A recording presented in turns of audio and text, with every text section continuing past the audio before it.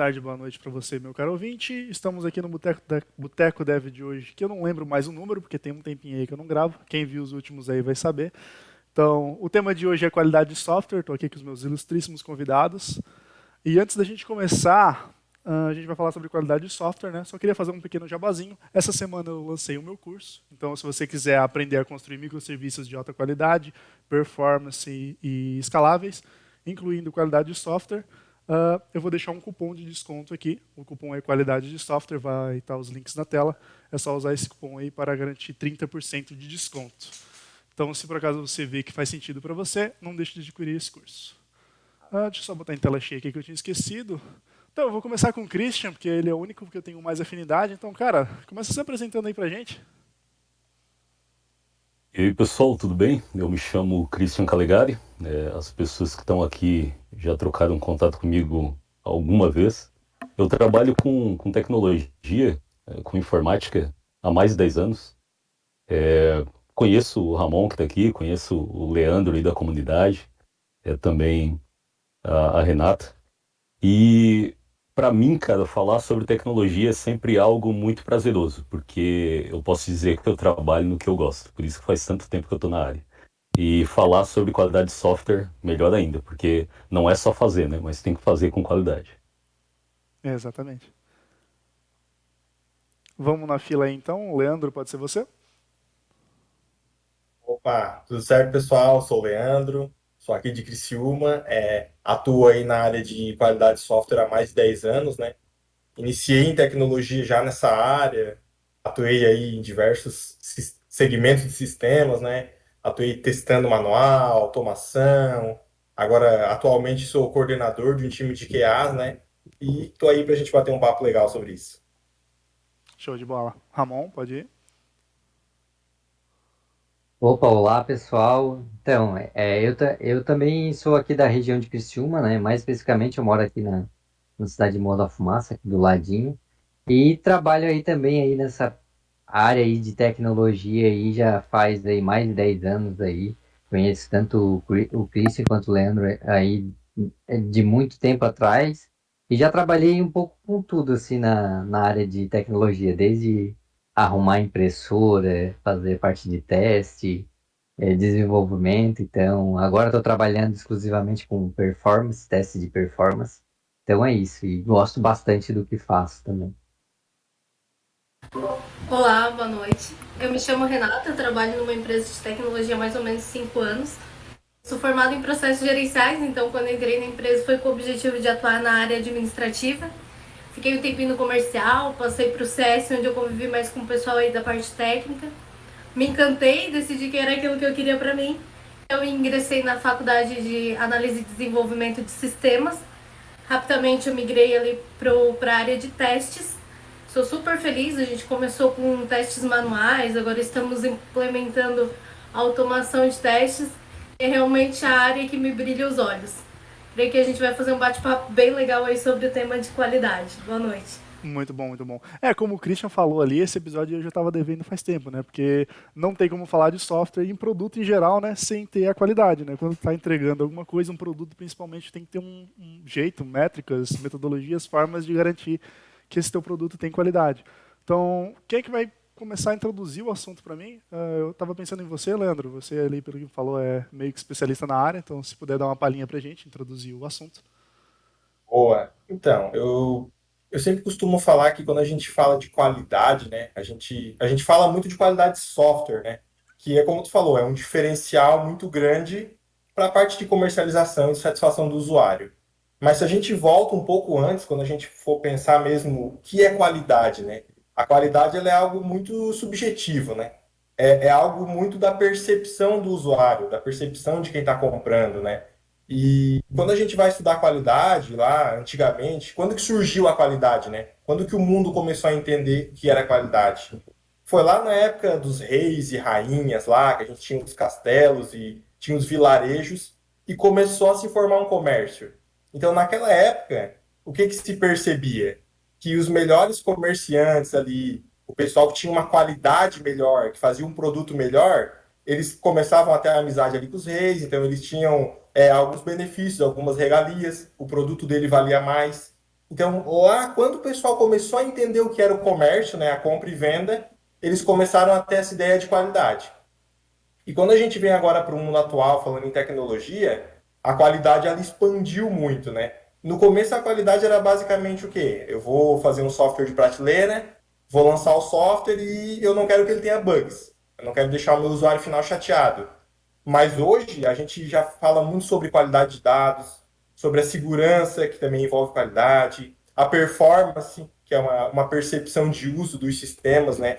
Então começou a aumentar muito o escopo, né?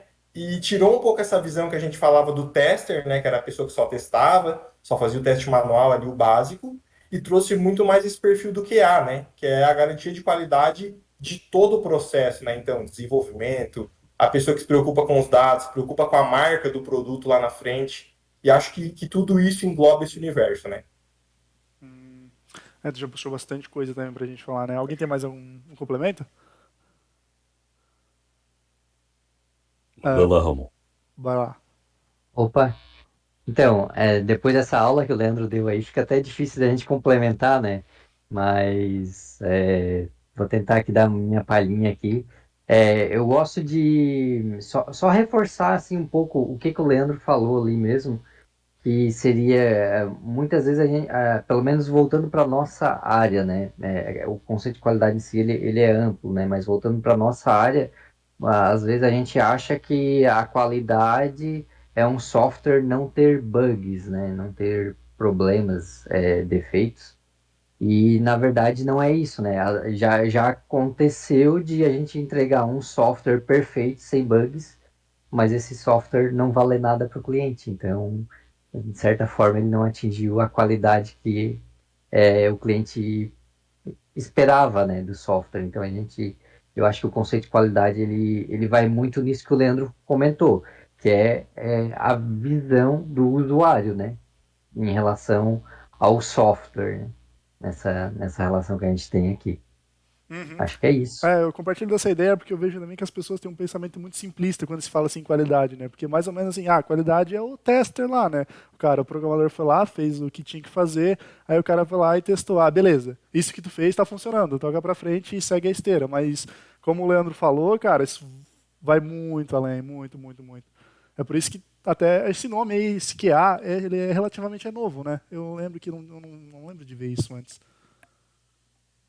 Enfim, ele é um conceito, na realidade, que sempre se falou muito sobre a garantia de qualidade, né? Mas acabava que o pessoal fazia o teste manual, vindo muito do modelo de cascata, né? Falando de software, então tinha pouco tempo, tinha pouco recurso ali no final, então tu fazia o teste manual, garantia e liberava. E com a adoção de metodologia ágil, o perfil do QA ele começou a ficar mais multidisciplinar, né? Então, assim, o QA, vamos supor que a gente estava trabalhando numa sprint lá de 15 dias. Desde o primeiro dia, o QA já estava ali, digamos que, intrometido no processo, né? Então, o QA ele começou a trabalhar muito com a parte estática, de revisar uma documentação. Ele começou a ajudar o dev a revisar o código, a trabalhar numa questão de melhoria de padrão de código, teste unitário. Então, ele foi entrando em cada etapa do desenvolvimento. Então, hoje, quando a gente fala em QA, a gente espera o quê? Principalmente o mercado. A gente espera um profissional que ele é muito completo, que ele vai saber um pouco da parte técnica, ele vai saber um pouco da parte de negócio, e ele vai ter essa percepção, como o Ramon falou. O que é mais importante agora para o meu cliente final? Qual é o risco que a gente pode estar correndo? E aí ele vai estar sempre puxando algumas coisas e digamos que ele vai ser o porta-voz de qualidade para o time, né? Porque hoje o QA ele não é o responsável pela qualidade. Ele é a pessoa que ele vai levar a qualidade e vai mentorar para todo mundo, né? Digamos assim. Ele é como se funcionasse como uma cola ali entre os vários áreas da equipe, né? O time de negócio, o Ah, time de dev e tal. Interessante.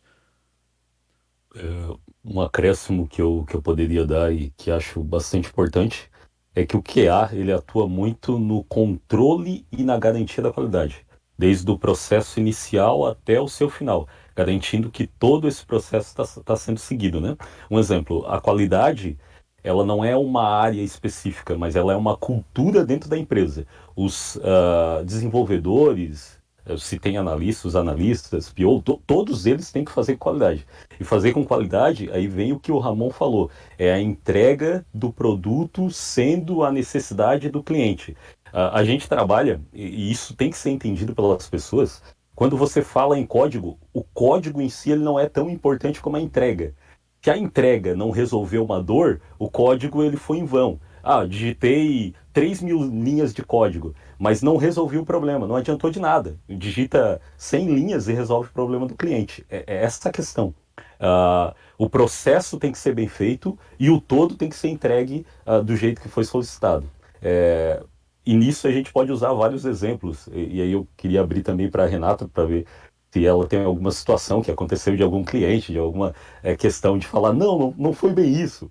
Ou quando você faz algo e você diz, isso aqui ficou bonito pra caramba, ficou legal. E daí o cara diz, olha assim e diz, não, mas peraí, o que eu escrevi lá, vocês entenderam errado. A história que foi feita ah, teve um desdobramento final que não era esse, né? E isso é muito comum, às vezes numa equipe, né, numa squad, num núcleo, tem um resultado que é diferente daquilo que foi solicitado. Por isso essa comunicação ela é tão importante. E o QA ele atua nisso, comunicando entre dev, gerente, analista, cliente, e PO, e quem tiver, ele vai ir atrás para buscar essa informação, né? Bacana tu ter falado do processo, até ia mencionar, aconteceu sim casos, mais um que foi recente e deu uma trabalheira danada, foi que a gente fez a reunião das sprints, definições, na hora de desenvolver foi desenvolvido de uma forma um pouco diferente, aí houve todo o reprocesso de voltar ao código e refazer literalmente do zero. Então essa parte de processo que tu falou é primordial. Sem dúvida, questiona antes. Os devs têm o hábito de vir questionar a gente. Se é uma dúvida dos dois, a gente procura o PO, procura quem for necessário para tirar as dúvidas antes do desenvolvimento mesmo. E depois a parte de teste também detecta, isso poderia ser um pouco diferente, mas visando para a usabilidade mesmo da ferramenta, não só para bugs, enfim. É isso aí. Então o papel do QA ali também é necessário ali antes do processo de iniciar a feature ou correção de... Interessante.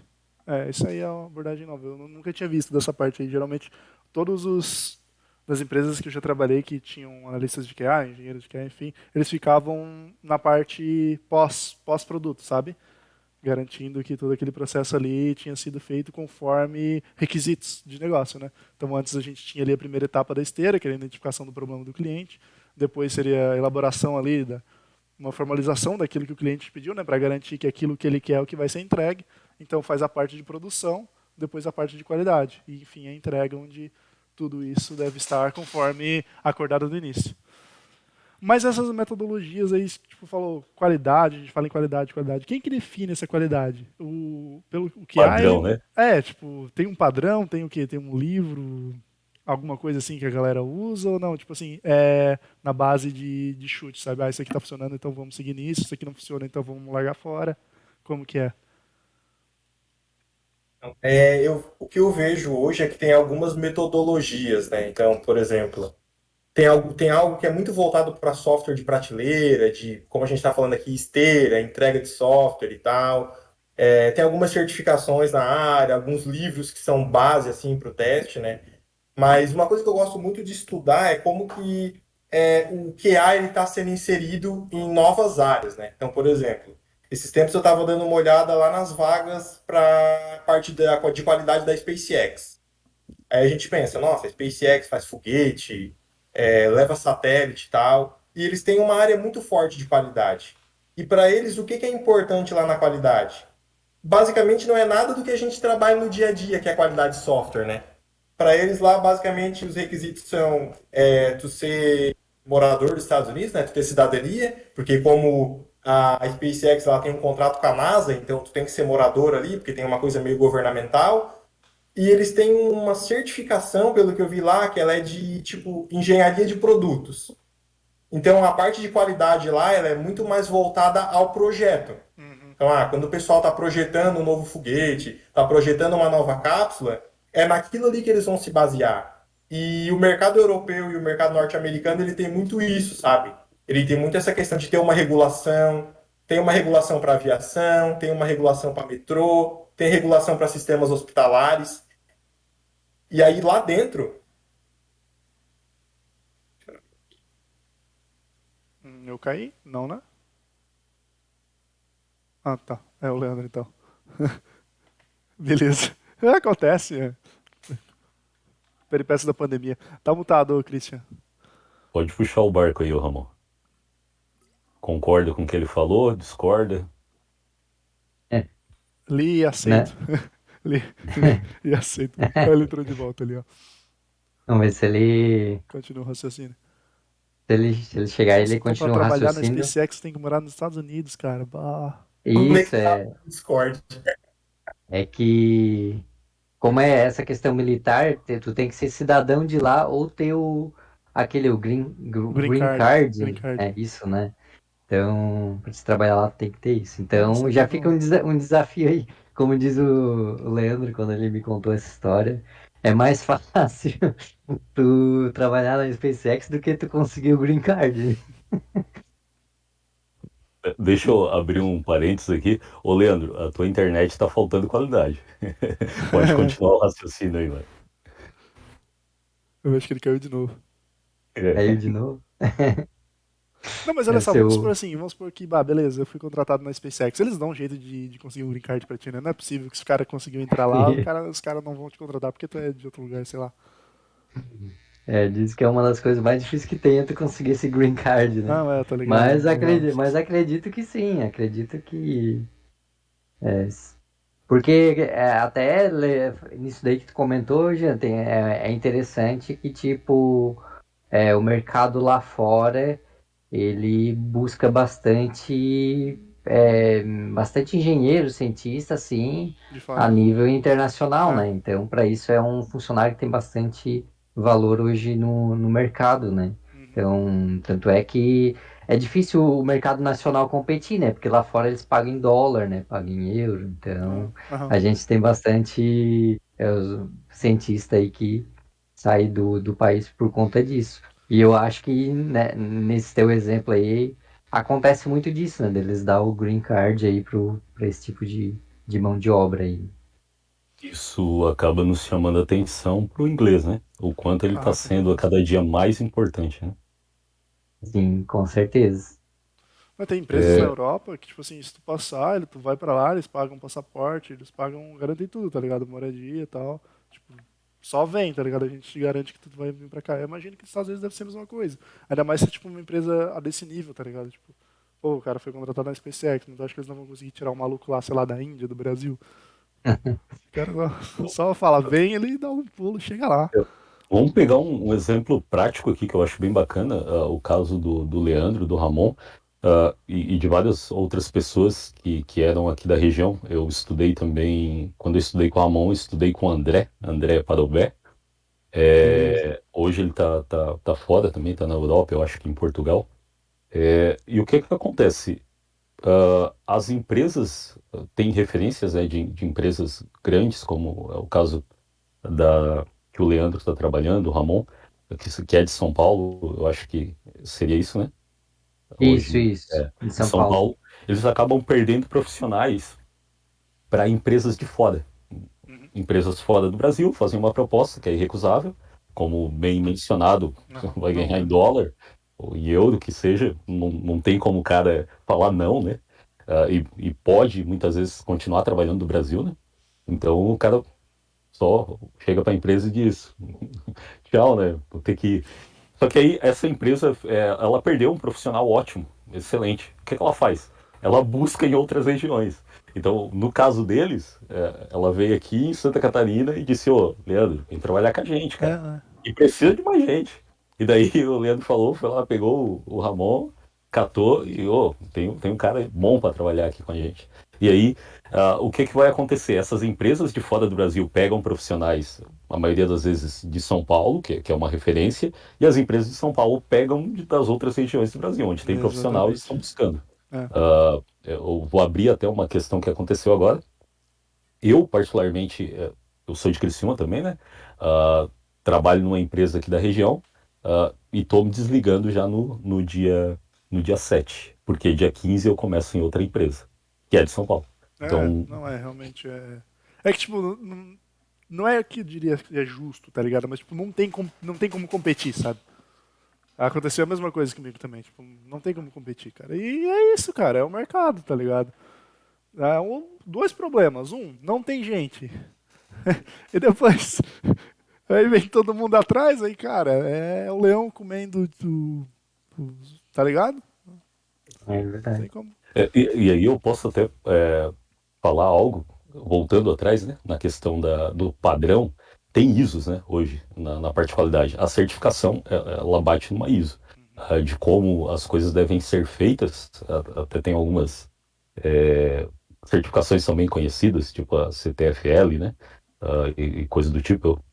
E aí, esse padrão, tem empresas que solicitam já de cara, assim, e aí, tu é certificado? Tu fez? Por quê? Porque é uma maneira de provar que a pessoa a- sabe alguma coisa. Não é. Dificilmente vai passar na certificação e não vai saber nada, né? Porque muitas vezes acontece da pessoa querer desdobrar e vai ver, não é bem aquilo ali que é qualidade. Não é como a faculdade, sabe? Tipo assim, beleza, não quer dizer que tu fez a faculdade e que tu é alguma coisa, mas, tipo, ela já é algo a mais, tá ligado? O cara aguentou lá 4 anos, se formou, pô, pelo menos cinco Isso, pontinhos ali, vai, tá ligado? estudou de alguma forma, né? É. Manda lá, Leandro. Caiu, voltou e agora continua o Pois raciocínio. é. Agora eu voltei pelo celular aí. Então, essa parte de certificação eu acho legal, porque essas certificações que a gente tira aqui, principalmente ali vindo do BSTQB, do ISTQB, né, são órgãos internacionais. Então, é como vocês comentaram, né, garante que o mínimo de padronização a pessoa vai conhecer. E como a área vem evoluindo muito, as certificações também vão evoluindo, né? Então, por exemplo, hoje tem certificação que ela é focada no mobile, tem certificação focada em automação. Agora já está saindo umas para inteligência artificial, para veículos autônomos. Então, assim, aquilo ali não vem meio que para engessar um padrão, mas vem para trazer uma linguagem única. E a certificação ela abre muito a tua mente para coisas que tu não trabalha no dia a dia, né? Por exemplo, eu tenho 8 certificações de teste hoje. E quando eu fui estudando para elas, eu fui indo para áreas diferentes das áreas que eu trabalhava no dia a dia. Então aí a gente começa a abrir a tua mente, né? Tu começa a pensar fora da caixinha. Então, como eu estava falando, tu vai lá ver como é que funciona o processo de qualidade lá da SpaceX. Tem a questão militar ali que o Ramon também comentou, né? Então, tipo, como é que funciona hoje o Exército Brasileiro? Eles têm que terceirizar o serviço de qualidade, mas aí o pessoal não tem acesso ao sistema, né? Então é meio que um serviço de consultoria. E aí tu começa a ter essa visão e tu começa a ser um profissional mais completo, né? Porque até vocês estavam falando dessa questão das vagas de fora, né? O pessoal das grandes capitais, eles já procuram um profissional formado, digamos assim, né? Então hoje, se tu é um profissional pleno, um profissional sênior, eles já sabem que tu tá com uma bagagem boa, né? E aí os júniors é que agora estão começando a entrar nessa área e aprender sobre essas coisas novas para se tornar competitivo, né? Uhum. Eu já vou emendar uma aí rapidinho e já passo pro pessoal. Leandro, 8 certificações. Fala o segredo pra gente aí, como é que é conseguir passar em 8 certificações. Então, a primeira, ela é muito teórica básica, né? Ela é muito sobre fundamentos. Então, assim, a primeira certificação, que é o nível fundamental, digamos assim, uma pessoa que trabalha ali até uns 6 meses com qualidade de software, consegue tirar tranquilamente. As outras é quando tu realmente começa a estudar um assunto específico, né? Então, por exemplo, tem lá a Test Manager. Ela é muito voltada a gerenciamento de teste. Então, tu vai ter que apontar os teus estudos um tempo para aquilo ali, né? Se preparar, porque aí é onde começa a aparecer coisa que tu nunca viu, né? O cara vai falar de uma ISO, vai falar de uma regulação europeia, tem LGPD, que é nacional, tem a GDPR, que é a parte de dados europeu, né? Então, assim, tu tem que começar a se aprofundar um pouco nisso, porque isso vai te dar uma bagagem, né? E a prova, basicamente, é para garantir que tu estudou aquilo. Então, é tipo aquela coisa que a gente fala, né? Uma certificação, ela vale muito mais o estudo que tu faz dela do que o papel no final que só tá dizendo, ó, tu passou na prova com tantos por cento de score, né? Então, acho que é esse foco, sabe? Tu focar em diferentes assuntos sair um pouco do teste manual, até da própria automação, que já está se tornando algo muito básico, né? E explorar novos mundos, assim. É interessante isso que você falou, Leandro, porque quantos de nós aqui já fez uma colinha para a prova e quando chega na hora da prova você não usa cola, porque já foi a forma de estudar, né? Eu queria perguntar algo para Renata, se quando ela começou na empresa onde ela está hoje, na área de qualidade, ela continua fazendo exatamente a mesma coisa ou algo mudou e como foi? E depois eu volto a pergunta para o Ramon, para perguntar como foi esse início dele, se ele já começou na área de qualidade e como ele chegou até a performance. Porque eu quero saber, cara. Talvez eu chegue lá um dia, daqui uns 30 anos, né? Eu iniciei muito assustada. Eu iniciei a faculdade e já veio o convite para mim migrar de área. E a minha primeira reação foi: meu Deus, o que, que eu vou fazer? O que, que eu preciso aprender? Aí o Pio lá, ele comentou: ó, estuda JavaScript, porque a gente vai fazer automação e a base é JavaScript. E é testes manuais. A ferramenta tu já conhece bem por questões de trabalhar com o sucesso do cliente, então a ferramenta não era problema. E o resto vai aprendendo na prática. Aí eu tive aula com a Muriel, não sei se vocês conhecem, mas a Muriel já deu aula para praticamente todo mundo que é da região. Eu tive aulas com ela e foi muito positivo, colocando na prática o que a gente aprende em sala de aula. E mudou muita coisa do início até hoje, nossa, principalmente pela implementação da automação. Isso foi assim, eu entrei, eles já tinham a ideia, mas ainda não tinham iniciado. E agora todo mundo fez o mesmo curso para estar na mesma página. E a gente iniciou e está andando bem, graças a Deus. Em breve a gente coloca aí no ar a primeira versão da automação. É isso aí. Bom, isso mostra que é totalmente possível, né? E passar por esse caminho é um desafio até para as empresas que ainda não têm automação, que não têm esse engajamento das pessoas da qualidade fazerem que dá certo. É uma prova da Renata, mostrando que começou do zero, claro, estudando, fazendo a faculdade e colocando em prática agora no trabalho, cara. Isso motiva demais, né? E aí, Ramon, manda pra gente aí como é que foi o teu início na área e essa evolução até chegar onde está hoje. Ah, certo, valeu, Christian. Então, como eu disse ali na apresentação, eu comecei, então, arrumando impressora, né? Aí trabalhei como técnico de informática. Então, eu iniciei, assim, né, nessa parte, assim, de TI, basicamente com manutenção de computadores, né? Aí, depois que surgiu uma oportunidade para trabalhar aí na cair nesse mundo assim mais de software mesmo. Eu participei de algumas entrevistas. No começo eu estava tentando entrar numa vaga para programador, né? Eu não iria entrar assim como testador, como nessa parte de QA. Então eu participei de entrevista de programador. Aí chegou na hora H assim, surgiu as oportunidades para trabalhar. Eu fiz uma entrevista como QA também e passei. Aí, só que eu falei, né, da minha vontade de trabalhar como programador. Então, para a pessoa que eu estava me entrevistando, aí ela chegou e disse para mim o seguinte: ó, você pode trabalhar como programador, né, ou com a parte de QA. Só que eu aconselho você a trabalhar com a parte de QA agora e tal, se tu quiser ir pela parte de programação.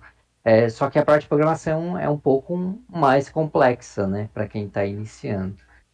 E na época, aí eu aceitei a oportunidade para trabalhar com a parte de QA, né, não a parte de programador. Fiquei meio um pouco assustado assim com a parte de programação. Ainda Então, mais em Clipper, né? É, na época aí era mais ou menos por aí, era as linguagens de programação, né? Então, eu acabei então indo para a parte de QA e comecei com testes manuais mesmo de sistemas desktop, né? Que é 10 anos atrás, sistema web, a gente quase não, pelo menos não tinha assim tanto contato, não era tão comum, né?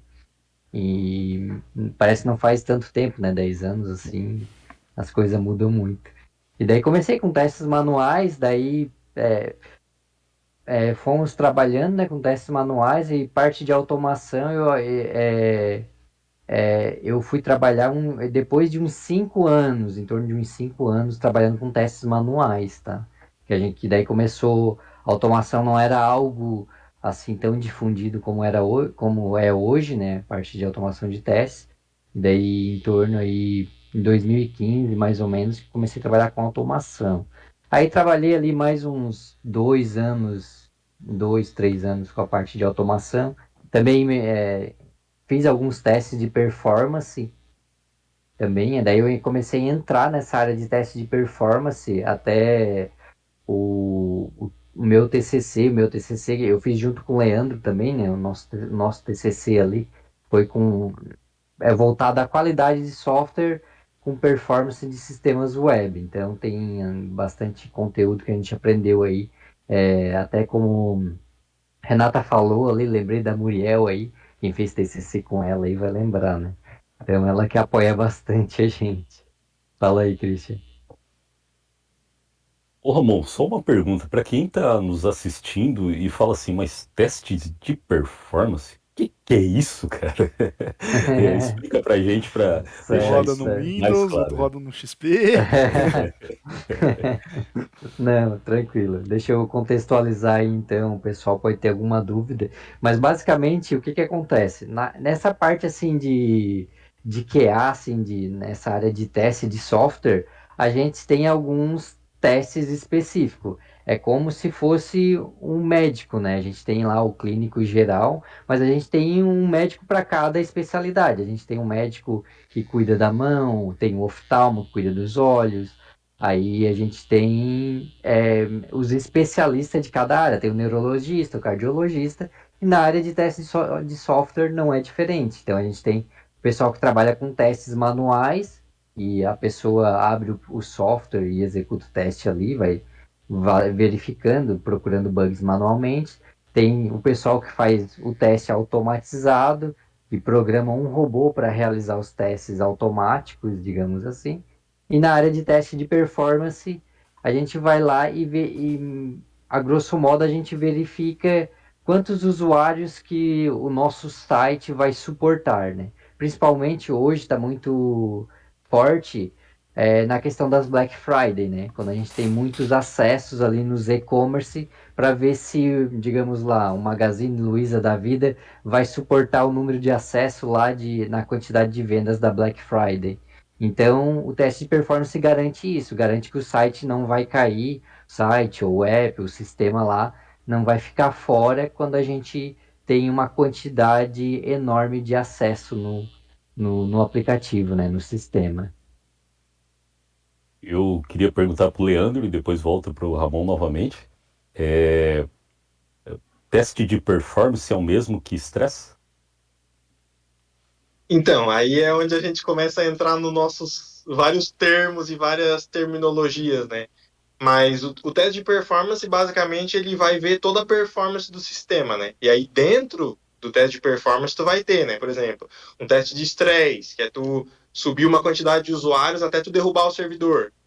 Aí tu vai ter um teste de carga, que é tu ter uma carga específica que não vai derrubar, mas que tu quer tirar métricas de request por segundo, de vazão, de throughput, por exemplo, né? E aí, dentro, tipo, toda a matéria de testes, como o Ramon falou, vai tendo várias ramificações, né? Então, acho que isso cai muito naquilo que a gente falou do diferencial de um QA, né? Que é a pessoa olhar e dizer, tá, mas para esse meu sistema aqui, o que eu preciso testar? Eu preciso dar uma carga, eu preciso virar uma madrugada fazendo um stress testing para derrubar ele e ver até onde é que o meu sistema escala, né? Então, são essas nuances que começa a ter quando tu começa a se aprofundar nas áreas, né? Só voltando ali um pouquinho atrás, que quando falou ali em derrubar o servidor, o Jean já fez cara feia aí, cara. Isso não faz isso Isso aí não, não senão pode, vão me hein? ligar.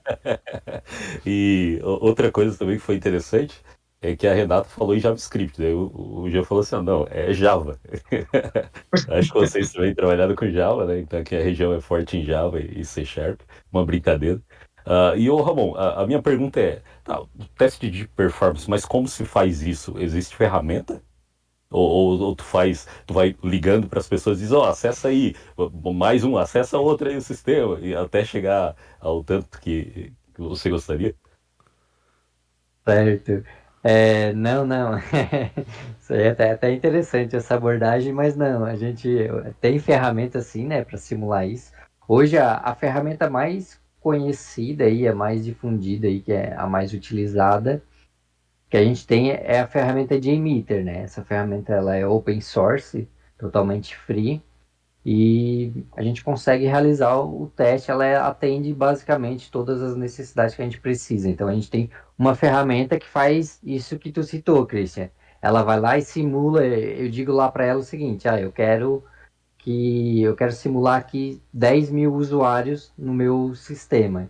Então essa ferramenta ela vai conseguir fazer essa simulação. Não assim tipo assim, não é assim tão simples, né? Para te subir 10 mil usuários, tu tem que ter um computador bem forte, né? Tu vai ter que ter bastante processamento, bastante memória para estar subindo, né? Mas a ferramenta em si, ela faz isso. A gente também tem outras ferramentas em outras linguagens também, sem interface. Por exemplo, em JavaScript, a gente tem o K6, né? Então, ali é uma ferramenta que tu consegue programar também fazer teste de carga. Então, só que a diferença é que tu não cria o script dela usando uma interface gráfica. Tu cria o script dela utilizando linguagem de programação mesmo. Normalmente, quem gosta desse tipo de ferramenta é mais programador, assim, né? Então, o programador tem mais facilidade, às vezes quer fazer ali um smoke test para a aplicação dele antes de fazer um deploy. Então, para ver se não teve algum problema ali no desempenho. Então, ele vai lá e já cria ali um script ali, né? Então, para esse tipo de teste atende bem.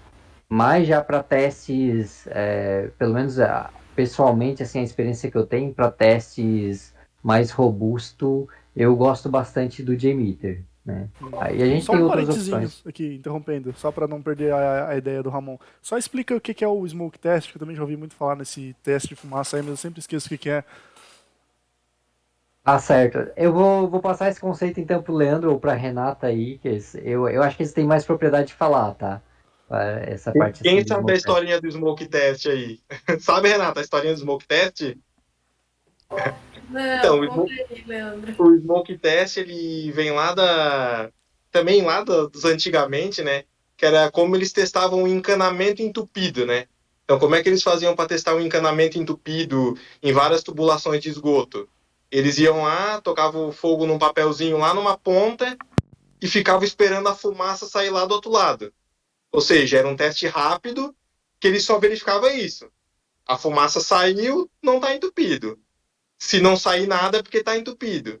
Então, o que é o smoke test dentro do sistema? É um primeiro teste que tu vai fazer, que ele é rápido, que ele é simples e que ele vai te dar um feedback certeiro. Ou está funcionando ou não está funcionando. E aí, dentro disso, a gente tem ali formas de fazer o smoke test, que são suítes menores, são testes mais robustos, testes que sempre vão te dar uma certeza de resultado, né? Mas parte também dessa história aí do teste de fumaça. Legal, legal, interessante.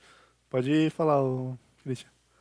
A Renata, ela tinha uma pergunta, quando o Ramon estava falando sobre esses testes, ela abriu os olhos assim, brilhou, e ela disse, JMeter, onde que eu vou achar um curso desse? E aí eu acho que o Ramon e o Leandro têm algo a falar, né? Na verdade, eu queria perguntar para o Ramon também qual a frequência que ele executa esses testes, se é cada versão, se é periodicamente, enfim. Certo. Então, a questão do teste, a gente trabalha normalmente por demanda. Então, a gente tem o time, né? O time vai lá, solicita, por exemplo, se às vezes liberou uma funcionalidade nova, quer testar o desempenho daquela funcionalidade.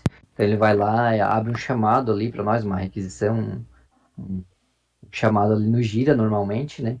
Então a gente faz esse teste por demanda, né?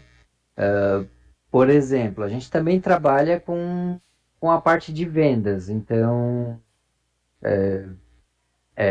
Então, digamos que um cliente quer comprar uma bateria que seja executado para Black Friday. Ele vai lá, normalmente ele nunca compra uma bateria só, tá? Ele compra mais de uma bateria. Então, sei lá, se ele comprou 5 baterias de testes, então a gente vai lá, vai estar criando todo o script para esse cliente. Depois a gente faz essa validação desse script de performance e depois a gente agenda a execução dessa bateria de teste. Então, digamos o seguinte, a gente vai lá, executou a primeira bateria de teste, daí a gente prepara depois o resultado dessa bateria com os resultados do teste, já com as análises feitas pelos nossos analistas, pela nossa equipe mesmo, e manda para o cliente. Esse é o resultado da bateria 1. Daí nisso os, os dev lá vão pegar esse resultado, vão implementar as melhorias, sugestões que a gente fez, e depois que eles resolverem todos os problemas, agora executa a bateria 2 aí pra gente, né? Então a gente trabalha dessa forma também, e também a gente trabalha com testes recorrentes. Aí entra isso que eu acho que vai mais o foco aí da tua pergunta, Renata, que é mais parecido com a parte de automação de teste mesmo.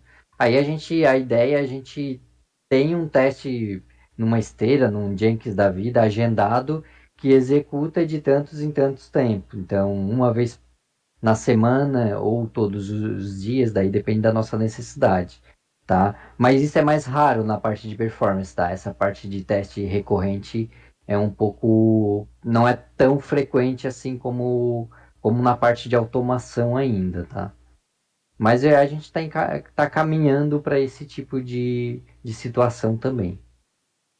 Só contextualizando algo, quando a gente está falando aqui do Ramon e do Leandro, que trabalham na mesma empresa, a empresa deles é distinta da que trabalha eu e a Renata. Por quê? Porque a gente faz parte, de uma área de qualidade dentro da empresa. E eles trabalham prestando serviço para outras empresas. Então, a empresa onde eu trabalho pode contratar o Ramon, o serviço lá do Ramon, para fazer um teste de performance na aplicação que eu testo outras funcionalidades, e de forma geral, um teste manual, automatizado, e ele é contratado para fazer o de performance. Então, a empresa onde eles trabalham prestam serviços para outras empresas que pode ser uma empresa que tenha um software específico interno e que tenha um setor, uma área de qualidade lá dentro, mas que não tenha aquele nicho específico, né? E aí vai, eu acho que vários tipos de testes. Ô, Ramon, tu não respondeu a pergunta do JMeter ali? Existe algum curso, alguma coisa? Sim, só para lembrar e fazer o meu merchan aí, né? Nosso merchan aí. Eu e o Leandro, a gente tem um curso sobre teste de performance utilizando o JMeter, tá? Esse curso ele fica na plataforma da Udemy. Só digitar lá JMeter, o primeiro curso que aparecer lá é Ramon Leandro lá. Normalmente é o primeiro curso, tá? Vai estar lá, mas ele tem o nosso nome ali. Então procura ali JMeter ou teste performance ali na Udemy, ele vai estar lá, tá? Foi o primeiro curso do assunto que é lançado na plataforma, então ele está bem indexado lá, bem avaliado. Nossa, É que um dos legal. cursos. Depois vocês me passam o link que eu deixo nas descrições aqui também. Interessante. Legal, Jean. Depois Massa. a gente Aham. passa ali. Eu tenho uma Deixa pergunta. um cupom de desconto também. Como é que é, Renata? Desculpa. O cupom de desconto. Sim, a gente já vai gerar o cupom ali, daí já. Eu acho que dá de colocar junto ali no link, né? Se vocês quiserem ali também, Beleza. qualquer coisa eu boto uma descriçãozinha abaixo como cupom, enfim, se vocês quiserem oferecer. Tá, Sim. eu tenho uma pergunta a respeito da carreira. Como que é a carreira do QA? Tem níveis assim, QA Júnior, QA Sênior? E o que que difere? Tipo assim, eu sou um QA Júnior, se for desse caso, não sei, talvez esteja falando uma besteira enorme. Mas o que que eu preciso, tipo, pra ir pro próximo step, sabe? Cara, que excelente pergunta. Porque eu vou puxar o gancho e já largo. Por que que é uma excelente pergunta? Porque a gente está vendo vagas hoje de júnior que pede automação. Aí as pessoas dizem assim, não, o júnior, um exemplo, tem que saber automação. Só que tem o cara lá que é sênior e ele não sabe automação. Então, assim, ele não poderia ser sênior? Esse é o questionamento que eu faço, né?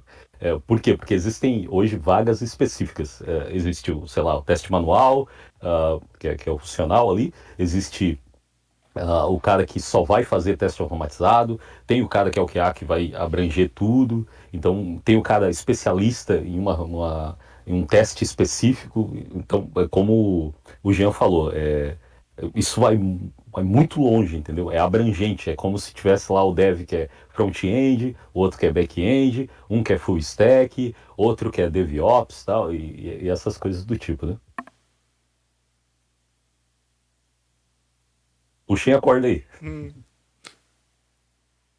Eu acho que para a parte de QA, né, ela não foge muito do básico, como a parte de dev, né? Vai ter júnior, pleno e sênior, mas tem meio que uma bagunça ali por causa do mercado, né? Então, assim, tem muita vaga, por exemplo, que é abaixo de júnior. São as vagas que eles chamam de assistente, de aprendiz, que a pessoa já entra fazendo um trabalho de QA. É o É estagiário, basicamente seria? uma. Não, não é nem estagiário, porque a pessoa já entra CLT full time, assim. Só porque ela não é nem júnior, entendeu? Porque ela tá, tipo, numa faixa salarial mais baixa. Entendi. Mas aí são vagas mais para o pessoal aprender mesmo sobre a matéria, né? E eu acho que o que pega mais hoje mesmo, como vocês estavam comentando, é a parte de quando a pessoa vai para um sênior, por exemplo. Porque normalmente um profissional sênior, quando a gente olha até um dev, ou a parte de POs mesmo ali de negócio, ele já é um profissional que ele tem soft skill, ele já é uma pessoa que ele sabe treinar um time, ele sabe ensinar as pessoas. Então, tem muito QA que, tipo, tá lá como sênior, porque o cara conhece um monte de ferramenta, um monte de coisa, mas ele ainda não atingiu esse momento de carreira de ser um sênior, né? Então, acho que, como tem muita vaga rolando agora, isso deu uma bagunçada no mercado. Mas é basicamente isso. E aí, depois de sênior, tu vai ter ou a parte de gestão, né? Que é onde eu atuo hoje, tu vai ser um gestor de QA, um gestor de qualidade, ou tu vai para uma parte de especialista, que é o que o Ramon atua, né? Tu vai ser um especialista em um tópico, né? Ah, eu sou especialista em automação, sou especialista em performance. Então, é quando o pessoal vai ficando mais velho de carreira, digamos assim. É, Mas isso leva tempo, né? o que eu observo bastante nas vagas que estão disponíveis aí para se candidatar, o que o pessoal, o que o mercado está levando em consideração é tempo de empresa, número de certificações e diplomas. É basicamente isso. Saber Para te ser, programar. Opa, desculpa.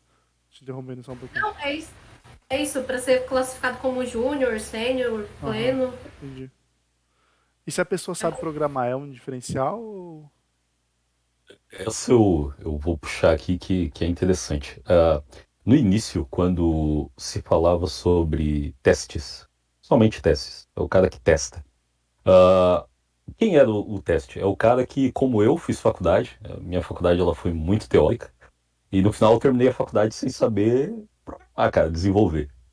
E aí dá aquele parafuso na mente, assim, caramba, mano, tô com diploma aqui, fiz ADS, Análise e Desenvolvimento de Sistemas, mas meu TCC, o final dele, o meu projeto, ele é teórico. Eles não pediam para fazer um sistema na prática.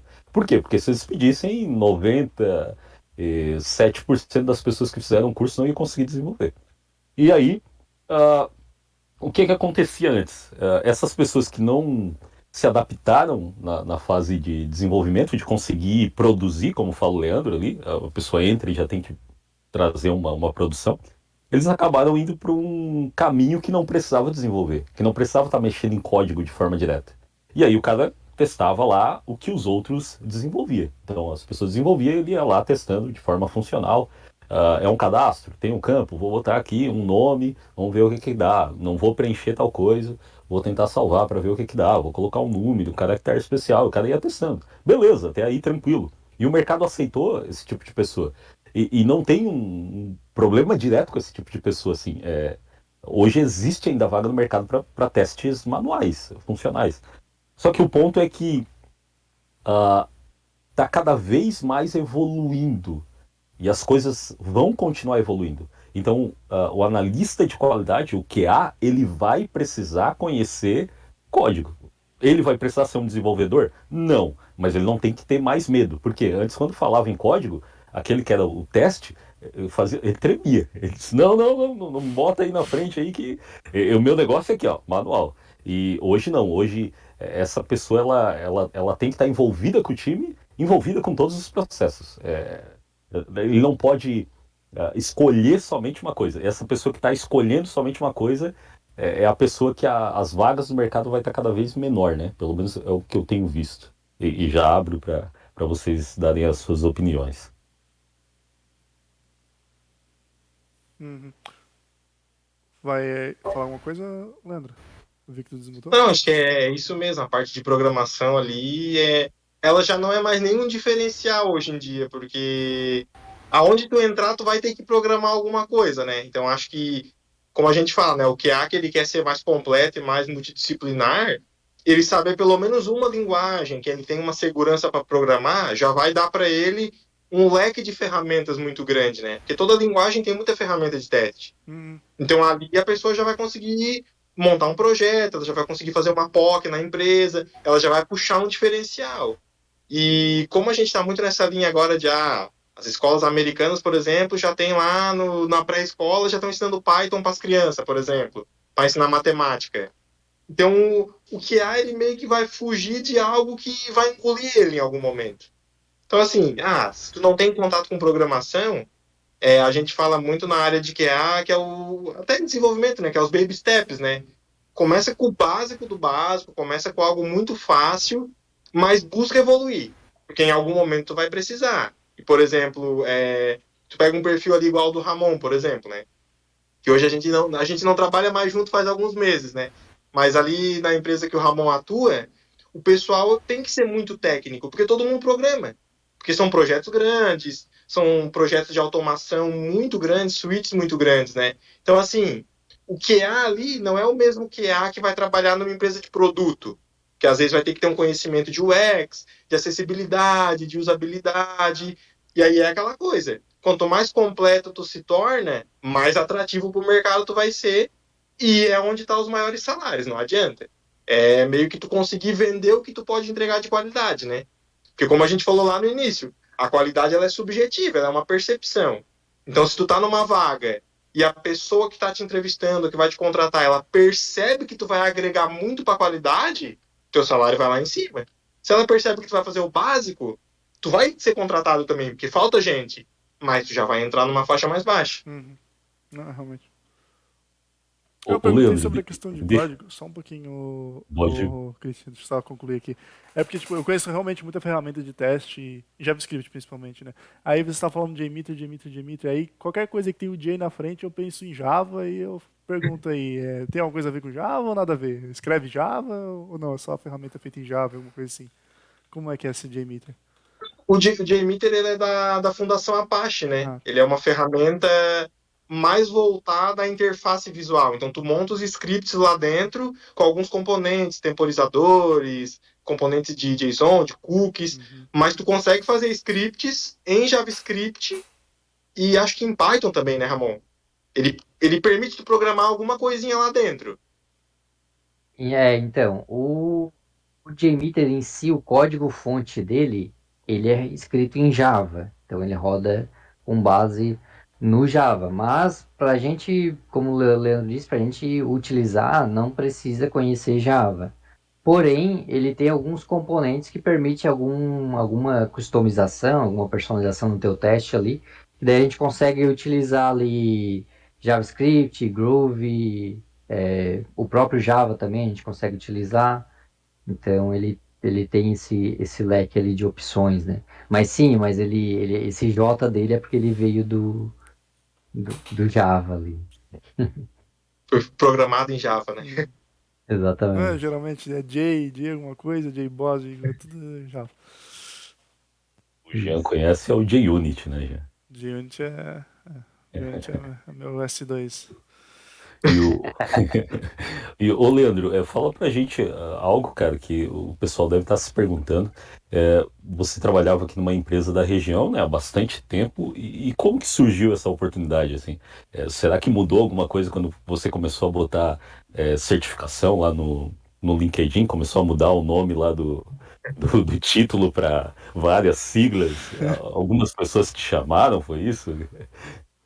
Então, acho que o mercado ele já vinha aquecendo aos poucos, né? Só porque tinha muita necessidade do presencial, sabe? Então, por exemplo, o pessoal aqui que a gente está conversando é de Criciúma, né? Então, a gente tinha algumas empresas em Criciúma e se tu quisesse uma vaga melhor, tu tinha que estar disposto a levar a tua vida para Florianópolis, por exemplo, para Porto Alegre, para Joinville. E quando veio a pandemia, o home office acelerou, tipo assim, em questão de meses, sabe? Então, em uma semana tu estava trabalhando em casa, e aí o que que acontece? As empresas lá das capitais, como até a gente já comentou, eles começaram a trabalhar na faixa salarial. Ou seja, o que eu pago aqui pro pessoal de São Paulo de base, o pessoal do Sul vai ser o dobro. O pessoal do Nordeste vai ser o dobro. Só que aí foi muito naquela linha, né? Eles não querem contratar hoje pessoas que estão aprendendo, que estão iniciando, que são os júniores. Eles vinham em cada região e iam pegando o pessoal mais sênior, digamos assim, né? Então, por exemplo, quando eu e o Ramon a gente saiu de empresas aqui da região e foi home office para fora, a gente já tinha aí, sei lá, 7, 8 anos na área, né? Foi ali no comecinho da pandemia. Então a gente meio que já estava pronto, já tinha uma experiência agregada, e aí o mercado só fez esse link, né? De, agora a pessoa pode trabalhar de casa, ela já tem a experiência que a gente precisa, e para a gente também foi bom, porque trouxe novos horizontes, né? A gente começou a trabalhar, ver novas empresas, novas formas de trabalhar, né? Então a gente evoluiu muito mais do que a gente conseguiu levar no começo, né? E aí agora a gente está já conseguindo equilibrar isso. Você foi assim também, Jean? Como é que você foi parar na empresa onde está hoje? Também Exatamente assim. trabalha? Acho que isso aí, todo mundo que é da tecnologia compartilha a opinião, cara. Realmente, cara. Pandemia, claro, né? Tem os números pontos negativos e tal, mas, tipo, ela acelerou a nossa área, assim, cara, é absurdos, absurdos, absurdos. Realmente foi um diferencial, assim. Ainda mais é o negócio do leão, né? Vem um leão grande, vai comendo os menorzinhos, até chegando aqui, tipo, não ia demorar muito pra gente sentir. Mas Foram no mínimo 5 anos acelerados, né? cara, foi uma diferença. Só uma pergunta pra descontrair. Ô, Leandro, tu tem um certificado em história também? Esse é o certificado de sênior, né? É contar as coisas Eu contando. tenho várias historinhas aí sobre testes, né? Não, mas quando a gente estuda ali os materiais, né, eles têm um embasamento muito forte, assim, né, Uhum. tipo, muita coisa hoje que a gente usa em QA, a gente fala tava falando aqui de SpaceX, de Tesla e tal, mas são conceitos que têm, sei lá, 50 anos, né, então se tu pegar lá um livro de engenharia de software lá do Myers, por exemplo, que todo mundo já viu na faculdade, as bases são as mesmas, Uhum. entende? Só que Exatamente. aí, claro, o pessoal vai atualizando, vai trazendo isso para o mundo, digamos, mundo moderno, sistemas modernos, mas tu não vai fugir muito da base para sistemas que são sistemas mais básicos, né? Agora que está começando a surgir alguns conceitos novos, tipo assim, inteligência artificial, que Uhum. está entrando ali devagarinho, veículos autônomos que tem muita inteligência artificial, né? Qualidade de dados, né? Quando a gente fala de dados hoje, dados são valiosos e as empresas compram e vendem. Tem uma parte muito forte de qualidade de dados ali dentro, né? Uma outra área que eu estou estudando também muito agora, que acho que vai surgir muito forte ainda, é a parte de fairness testing, que são os testes de justiça, Uhum. que basicamente é o quê? É tu detectar o viés de algum algoritmo. Nossa. Por exemplo, um algoritmo XPTO foi feito lá por uma universidade da Europa.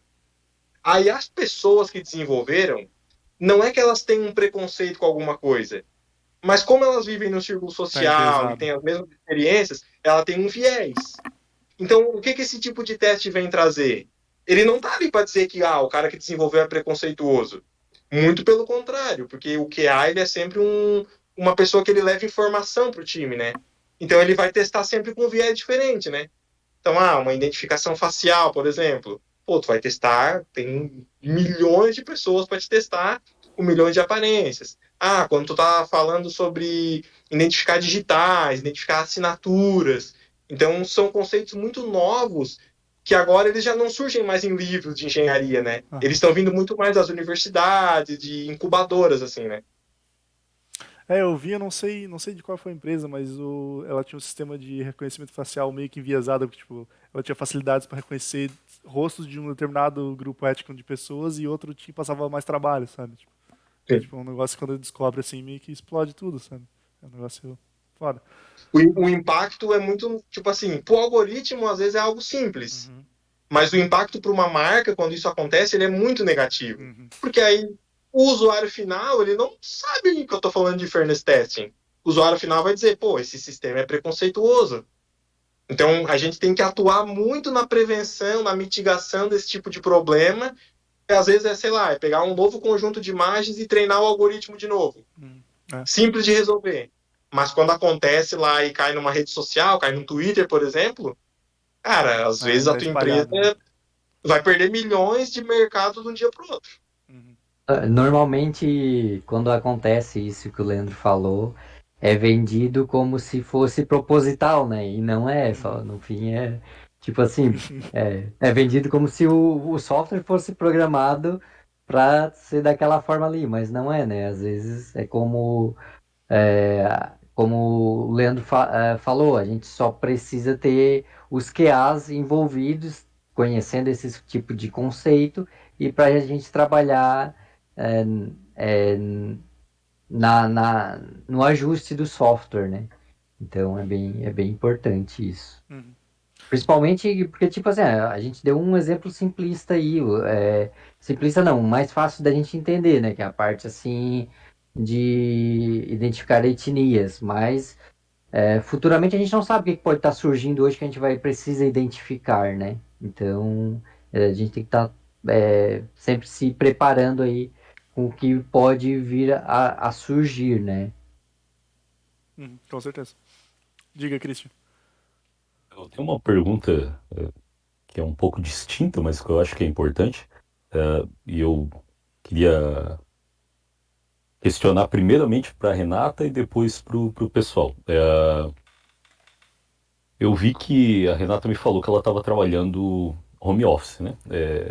Primeiro, eu acho que é importante falar sobre home office e remoto, que as pessoas acham que é a mesma coisa. Home office é quando você trabalha numa empresa como aqui na nossa região e você está trabalhando de casa. O remoto é quando você trabalha numa empresa que ela não é da sua região e você continua trabalhando de casa. Então, assim, você não tem nenhum tipo de vínculo de forma direta de ter que ir na empresa. Já o home office pode acontecer reunião, o remoto, o home office, né, pode acontecer reunião, coisa assim, você tem que estar lá presente. E aí, a minha pergunta para a Renata é se quando ela começou como QA, já era assim nesse formato home office e ela trabalhou também de forma presencial, pelo que eu sei, na empresa, e o que isso ela viu de mudança? Foi bom? Foi ruim? Como a equipe se tratou? Como que foi a comunicação? Essas coisas. E pro Leandro e pro Ramon, se o remoto trouxe qualidade de vida. E aí eu também coloco o Jean para falar sobre isso. Por que que eu questiono isso? Porque a gente mora numa cidade que o trânsito é razoável, né? Tranquilo, dá para você encarar, sei lá, 15 minutos, 20, você está no local, meia hora no máximo.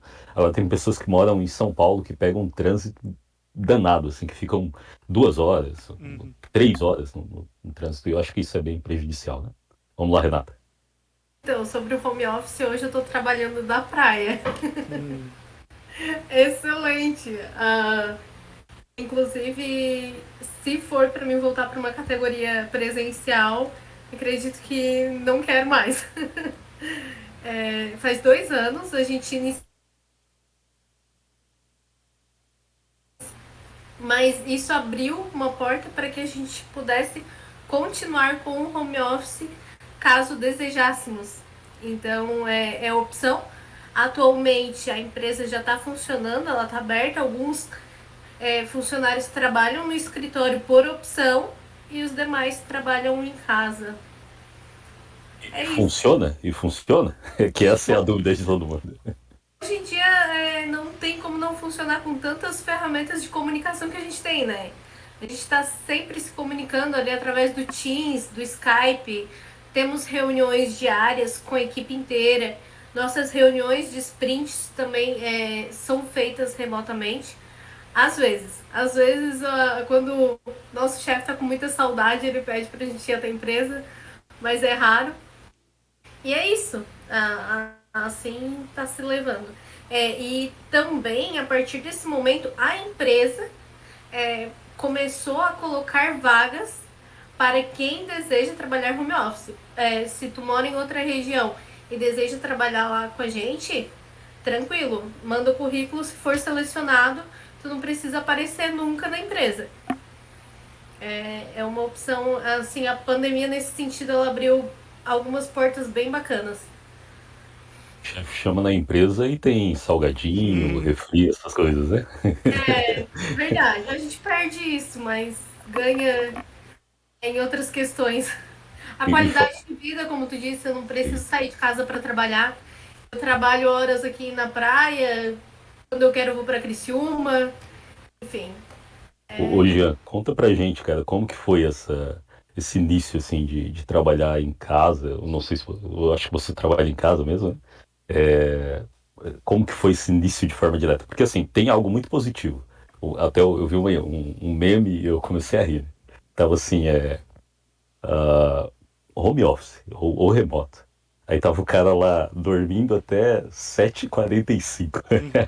Aí ele acorda, pega um café, lava o rosto, pega um café e vai pra frente do computador. E se fosse presencial, ele teria que acordar uma hora antes, tranquilamente, né? Então, só que tem outro lado que é negativo. Qual? É essa vivência de estar com pessoas. Eu, hoje mesmo, eu trabalho presencial, né? Tava lá com os meus amigos lá, e aí eu passo num, dou um soquinho num, entico com outro.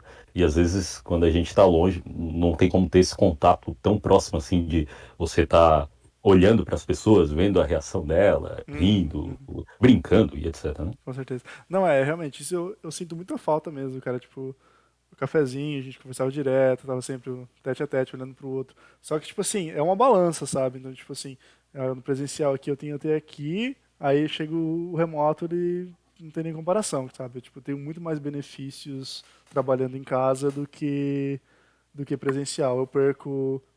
Eu não conheço tanta. Me embarquei nas palavras. Tipo assim, eu tenho muito mais qualidade de vida trabalhando em casa, tá? Eu tenho mais tempo pra mim, que é importante. Eu consigo fazer minhas coisas com mais calma, eu consigo almoçar mais tranquilo, eu consigo treinar o horário que eu quero. Presencial, tu tem uma obrigação, basicamente, tipo assim, tem aquele horário, embora seja, algumas empresas têm horário flexível, tu ainda tem aquela janela de horário, que, tipo assim, não vai pra empresa, tipo, 3h30 da manhã, sabe? Também não vai trabalhar 3h30 da manhã, mas, tipo, certas vezes acontece. Tipo, também não tem aqui o meu amigo do lado pra mim trocar uma ideia com ele, não tem aquele cafezinho cappuccino. Mas, cara, eu também sou do time da Renata aí. Se tiver algum trabalho pra ir presencial, eu não vou. A não ser que seja alguma coisa, tipo, muito. Tipo, SpaceX, tô indo. Chamou, aí eu vou. Mas, tipo, na maioria dos casos, acho que não. O trabalho remoto, E, ele faz muito mais sentido pra mim. e vocês concordam, ô Leandro e Ramon? Como é que fica aí a questão de vocês? Eu acho que, como o Jean falou, a balança ali do remoto, do home office, ela ganha muito, né? Porque principalmente a questão de saúde, né? A gente sabe que muita coisa surge, tu tá todo dia pegando trânsito, tu tá na empresa, às vezes uma pressão desnecessária. E no remoto, o que manda é a tua produtividade. Se tu for produtivo e tiver ali uma organização, participar das reuniões necessárias, tu vai ter mais tempo para trabalhar e ao mesmo tempo vai sobrar mais tempo, sabe? Então é como se o dia ganhasse mais tempo na tua rotina, né? Uhum. E acho que pra gente que teve uma boa parcela aí, bons anos trabalhando presencial, a gente passou por aquela fase, sabe? De fazer vínculos, de conhecer muita gente da área, trocar ideia, ir num evento presencial, por exemplo. Então acho que a gente não estranha tanto. Eu acho que uma nova geração, quem sabe, vai enxergar a nossa área um pouco diferente, sabe? Do pessoal já entrar direto no remoto, não ter um contato com o time, não ter aquela zoeira ali no cafezinho, e almoçar junto com a galera, sabe? Mas pra gente que teve essa fase boa e já tá agora num perfil já de ter mais experiência e realmente tá mais focado, eu acho que só ajudou bastante, assim, o remoto. Não tem nem comparação.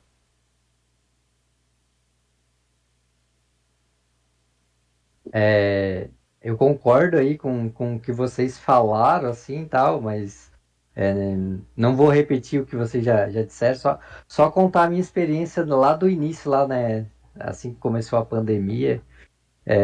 Foi bem difícil para se acostumar com o home office, trabalhar em casa, pela seguinte questão, tipo, chegava final do dia, 6 horas da tarde, né? Assim, terminei meu expediente aqui no home office. Aí dava meio que um pane assim, tá, e agora? Eu Tipo, só um eu, parênteses, que eu eu saía também. do computador e ia pra cama. Tipo, Um parênteses tá rapidão aqui, ligado? né? Aí Depois da. não dava aquela Fala. sensação, tipo assim, vou pegar o carro e vou pra casa agora, entendeu? Tipo assim, parecia que tu continuava trabalhando ainda, sei lá. No começo foi difícil essa virada de chave. Eu vou fazer uma pergunta aqui, porque as pessoas, elas muitas vezes não entendem. Elas acham que trabalhar remoto ou home office é trabalhar menos. E eu faço a pergunta para vocês: alguém de vocês, quando começou a trabalhar remoto ou home office, trabalhou menos? Não. Trabalho muito mais em casa, inclusive. Muito mais. Ainda mais porque, tipo assim, de vez em E quando nunca surge que alguns problemas. levantou da cama, tive uma ideia, eu vou ali rapidinho. Tipo, comigo, né? De vez em quando surgem alguns problemas, assim, tipo, de madrugada, às vezes de noite, aí me ligam, eu tenho que resolver, sabe? E, tipo, isso era uma coisa que presencial não ia rolar, porque, tipo, não é impossível ir pra empresa, sabe? Só o parênteses que eu queria ali quando eu tava. Quando eu quase interromper ali o Ramon, é que, tipo assim, quando começou a pandemia eu ainda tava na faculdade, né? Então, tipo assim, eu trabalho, beleza, 18 horas, faculdade, alt tab e portal da Unesc ali, tá ligado? Então, tipo, essa virada de chave aqui também tive um delayzinho, mas depois, cara, vai super. Eu pelo menos me adaptei, né? Então, pra mim Coisa tá Eu acho boa que confortável. acostuma rápido, né? Então a gente não teve dificuldade para se acostumar, mas no começo foi um pouquinho estranho mesmo, porque por causa do momento também, né? Tipo, a gente ganhou esse benefício do remoto, mas estava acontecendo uma pandemia no mundo inteiro, né? Uhum. Então tava todo mundo passando por alguma coisa psicológica, algum problema de saúde. Então acho que agora a gente já fala numa posição de ter um remoto muito mais como uma escolha profissional, né? Uhum. Não, concordo. Muito bom, é, eu senhores. lembro, eu lembro que nessa parte do remoto, home office, a princípio era por pouco tempo, né? Umas 2, 3 semanas. Tamo aí, vai fazer 3 anos já. Realmente. Mas Legal. agora vamos fazer uma vacina que funcione. Uhum. Faltou qualidade. É. Show de bola. Muito bem, senhores, a gente passou um pouquinho do nosso tempo, não tem problema. Eu só queria finalizar com um assunto que eu queria perguntar lá atrás, lá, a respeito da qualidade. Não sei se vocês já estão vendo alguma coisa, já viram alguma coisa sobre metaverso, assim, alguém tem uma ideia, algo para comentar, algo para acrescentar? Ou... Eu vi esses dias cai muito naquilo que a gente falou, né? Da qualidade aplicada às marcas, à percepção do público, né? Se eu não me engano, foi uma loja de uma operadora de celular aqui do Brasil que fez uma lojinha lá no metaverso, tipo, bonitinha e tal, interativa, e tinha um banner com erro de português dentro da loja, lá no metaverso. Então, assim, o pessoal já foi lá, já tirou print, já foi no Twitter fazer piada. Virou meme. Então, é aquela coisa da percepção, né? Tipo, por mais simples que seja uma atuação de qualidade, às vezes, pô, tu pensa, pô, tem que testar dentro do metaverso, muita tecnologia, muita coisa. Às vezes uma revisão de texto, uma questão de cores, de ver se aquilo ali faz sentido ou não faz, tudo isso já faz uma diferença. Porque acabou virando piada ali por um tempo e tal. Aí eles foram lá, arrumaram, era um erro bem, bem grosseiro assim de português. Foi um marketing negativo, né? Uhum. Mas assim, acho que tudo isso, sempre que surgir algo novo em tecnologia, a gente pode ter um pezinho de qualidade, porque assim, o que a gente costuma dizer? Se tem um ser humano envolvido, tem a possibilidade de ter algum erro. Isso é uma certeza. E aí o QA ele tá lá para mitigar, para ajudar, ele não tá lá para apontar o erro, mas ele já sabe que ele vai encontrar alguma coisa. E ainda assim, existe a possibilidade de passar por 50 pessoas diferentes e escapar alguma coisa como aconteceu nesse caso. Realmente. É verdade. Muito bom, Ô, então. Jean, agora a gente vai fazer a parte 2, que daí vai vir o Ramon e o Leandro testando a aplicação que tu fez lá no curso, para ver se Ah, muito bom. realmente ficou com qualidade. É isso aí. A minha aplicação, ela só tem testes unitários, teste de integração, né? O básico ali, acho que para qualquer programador deveria fazer, né? O mínimo, Já é bastante, já é um diferencial hoje em o dia, né? mínimo. Enfim, senhores, muito bom. Excelente papo de hoje. Fazia um tempo que a gente não tinha um papo bom assim. Só vou dar o delayzinho aqui para me finalizar.